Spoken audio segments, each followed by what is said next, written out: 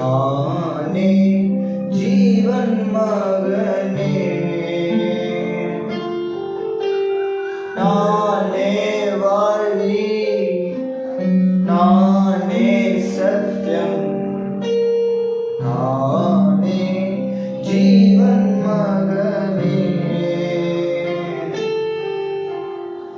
என்னாலன்றி உனக்கு விடுதலை இல்லை, என்னாலன்றி உனக்கு நிம்மதி இல்லை, என்னாலன்றி உனக்கு விடுதலை இல்லை, என்னாலன்றி உனக்கு நிம்மதி இல்லை.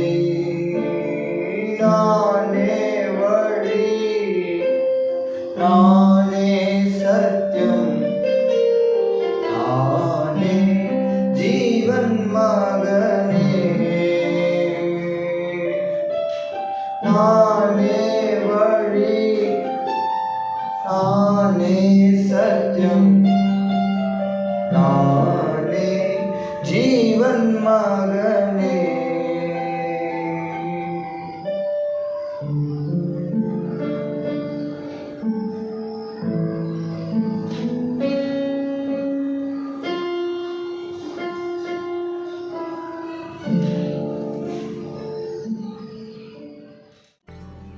ஆண்டவர் முதல் ரட்சகருமான இயேசு கிறிஸ்துவின் நாமத்தினாலே இந்த காணொலி பார்க்குறவங்க யாவரையும் வாழ்த்தி வரவேற்கிறேன். கர்த்தர் உங்களை ஆசீர்வதிப்பார். இந்த நாளில் பாடின பாடலை போல நானே வழியும், நானே சத்தியமும், நானே ஜீவனுமாய் இருக்கிறேன் என்று கர்த்தர் நம்ம இடத்துல சொல்லுகிறார். இன்றைக்கு உலகத்தில் வாழ்கிற ஒவ்வொரு மனிதர்களுக்குமே மெய்யான ஒளியாய் தேவன் இருக்கிறார். ஆமென்.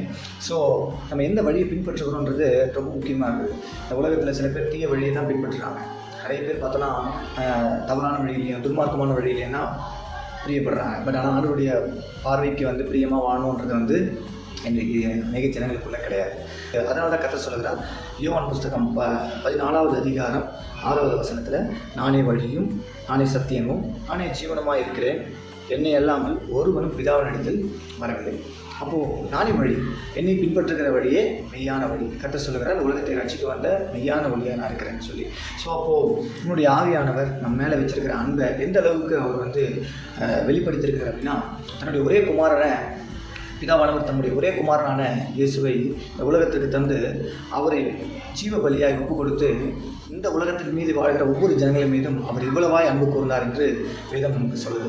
இப்போது இந்த வசனம், நானே வழியும் சத்தியமும் ஜீவனமாக இருக்கிறேன்ற இந்த வசனம் நம்முடைய வாழ்க்கையில் இருக்கான்றதை ஒவ்வொரு கிறிஸ்துவர்களுமே நம்ம என்ன பண்ணணும், நம்மளை நிதானித்து நம்ம அறிஞ்சு நம்ம சோதிக்கணும். ஸோ இன்றைக்கு அனைவருடைய வழி அப்படி இருக்கா?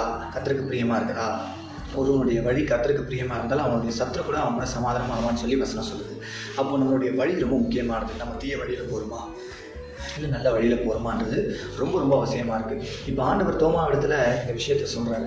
தோமா இடத்துல இதுக்கப்புறம் நாங்கள் யாரை ஃபாலோ பண்ணணும் அப்படின்னு சொல்லி இருக்கும்போது, நீ என்ன ஃபாலோ பண்ணன்னு சொல்லி ஜீசஸ் சொல்கிறாங்க. பாருங்கள், ஜீசஸை ஃபாலோ பண்ண எல்லாருமே இந்த உலகத்தில் விழுந்ததாக சரித்திரமே இல்லை. எத்தனை பேர் ஆண்டவரை நம்பி வந்தவர்களை ஒவ்வொருவரும் வெட்கப்பட்டு போனதே இல்லை. அவர் எல்லோரையும் சாட்சியாய் கர்த்தர் நிறுத்தியிருக்கிறார். நம்மளும் கூட ஆண்டவரை வழியாக தேர்ந்தெடுப்போம்னு நீங்கள் சொன்னோம் அப்படின்னா நம்முடைய வாழ்க்கையும் கர்த்தர் பிரகாசமாய் மாற்ற வல்லவராக இருக்கிறார். ஆமென்.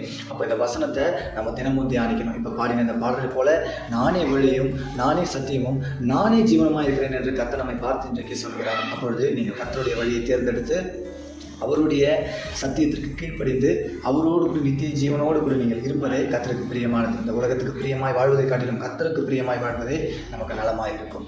ஆமென். இந்த நாளில் வார்த்தையை கொடுத்த தேவனுக்கு ஸ்தோத்திரம். இன்றைக்கு இந்த காணொலியை போடுவதற்காக கர்த்தர் செய்த கிருபைக்காய் நான் கர்த்தரை ஸ்தோத்தரிக்கிறேன். இந்த நாளில் இந்த காணொலி பார்க்குறவங்க ஒவ்வொருவரையும் கர்த்தர் பலப்படுத்தி ஆசீர்வதிப்பார். இயேசு கிறிஸ்துவின் விலையேற பெற்ற நாமத்தினால் வேண்டுகிறேன். ஆமென்.